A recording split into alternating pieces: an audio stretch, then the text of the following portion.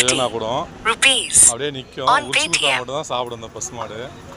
பாருங்கள், ஆள் இல்லை, கடையில் ஆள் இல்லை, நின்றுட்டுருக்கு. அந்த அம்மா வந்து உரிச்சு கொடுப்பாங்கன்னு எதிர்பார்த்துட்டு இருக்கு. டெய்லி பழம் வரும், உரிச்சு கொடுத்ததுக்கப்புறம் சாப்பிட்டு தான் அந்த மாடு போகும். இந்த உரிச்சு கொடுக்குற வீடியோவும் காமிக்கிறேன் பாருங்கள். இது நின்றுருக்கு, ஆனால் பழத்தை சாப்பிடல. வந்து உரிச்சு கொடுத்து தோல் இல்லாமல் உரிச்சு கொடுத்தா தான் சாப்பிடும். ஓகேங்களா?